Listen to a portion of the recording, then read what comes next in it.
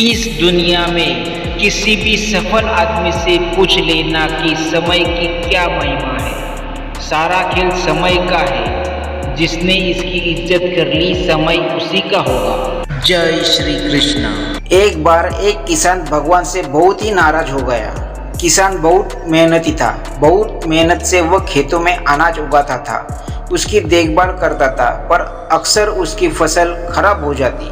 कभी सूखा पड़ जाता, कभी बाढ़ आ जाती, कभी तेज धूप, कभी आंधी, कोई ना कोई कारण बन ही जाता कि उसकी फसल खराब हो जाती। एक दिन वह किसान गुस्से में आसमान की ओर देखकर भगवान से कहा कि ईश्वर, आपको लोग सर्वज्ञता मानते हैं कि आप सब जानते हैं, कहते हैं कि आपके इच्छा के बिना एक भी पत्ता नहीं हिलता, पर मुझे तो लगता है कि आप छोटी बात भी नहीं जानते। आपको तो ये भी नहीं पता कि खेती बाड़ी कैसे करते हैं। अगर आप जानते होते तो हर समय जो बाढ़, आंधी और तूफान आते वो भी कभी नहीं आते। आप नहीं जानते कि कितना नुकसान उठाना पड़ता है हम किसानों को। यदि आप मेरे हाथ में ये शक्ति दे दे कि जैसा मैं चाहूँ वैसा मैं मौसम कर दूँ, फिर आप देखना मैं अन्य के भंडार लगा दूंगा। भगवान इस किसान के तीखे वाक्य सुनकर मुस्कुरा रहे थे और वह किसान के सामने प्रकट होकर बोले, मैं आज से तुझे ये शक्ति देता हूँ कि तुम अपने खेतों पर तुम्हारी जैसी इच्छा हो तुम वैसा मौसम कर दोगे। मैं बिल्कुल भी दखल नहीं दूंगा, तुम्हारी इच्छा से सब कुछ होगा। किसान बहुत ही खुश हो गए। किसान ने गेहूं की फसल अपने खेतों में बोई। जब उसे लगा कि खेतों में धूप चाहिए तो खेतों में धूप मिले, जब पानी बरसना चाहिए तभी पानी बरसा। आंधी, तूफान, बाढ़ कुछ भी उसने अपने खेतों पर आने नहीं दिया। किसान के खेत में इस वर्ष ऐसी फसल हुई जैसे कभी नहीं हुई थी। हरी भरी लहलहाती फसल। मन ही मन वो बहुत खुश हो गया और सोचने लगा, अब सबूत के साथ दिखाऊंगा भगवान को कि इसे कहते शक्ति का सही उपयोग। मेरी सफलता देखकर उन्हें अपने नियम जरूर बदलने पड़ेंगे। कुछ दिन गुजरे, फसल कटने को तैयार हो गई।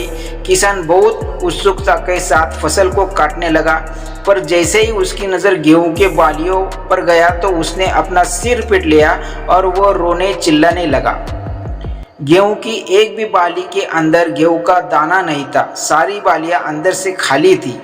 किसान बहुत दुखी हो गया। उसने भगवान को रोते हुए फिर पुकारा, हे प्रभु, तुमने मेरे साथ क्या किया? क्या तुमने मुझे कोई सज़ा दी? भगवान बोले, पुत्र, ये तो होना ही था। तुमने पौधों को संघर्ष करने का मौका ही कहाँ दिया? ना तुमने उन्हें आंधियों से जूझने दिया, ना बारिश से सहने दिया और ना ही धूप में तपने दिया। एक भी चुनौती का सामना तुमने उन्हें नहीं करने दिया, इसलिए सारे पौधे अंदर से खोखले रह गए।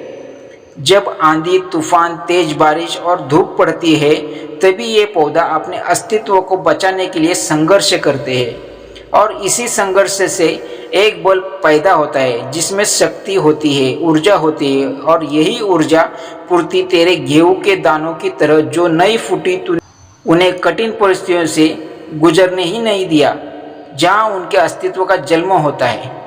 सारी बालियां इसलिए खाली है, इसमें एक भी गेहूं का दाना इसलिए नहीं है क्योंकि तुमने अपने पौधों को संघर्ष कराया ही नहीं। याद रखे, स्वर्ण में सवर्णीय आबाद तभी आती है जब वह आग में तपने, गलने और हथौड़े से पिटने जैसे संघर्ष से गुजरता है। कोयले का टुकड़ा तभी हीरा बनता है जब वो मुश्किल परिस्थितियों से गुजरता है। इसी तरह यदि हमारी जिंदगी में कोई संघर्ष ही ना हो, कोई चुनौती ही ना हो, तो हम भी गेहूं की बालियों की तरह खोखले रह जाएंगे। कोई अस्तित्व नहीं होगा हमारा। किसी ने कितना सही कहा है, जिंदगी जीना आसान नहीं होता, बिना संघर्ष के कोई महान नहीं होता। जब तक ना पड़े हथौड़े की चोट तब तक पत्थर भी भगवान नहीं होता। नमस्कार मेरे दर्शक भाई और बहनों, मेरे वीडियो आपको अच्छे लगे तो शेयर, लाइक और कमेंट करना और नए नए वीडियो देखने के लिए सब्सक्राइब ज़रूर करना। जय श्री कृष्ण।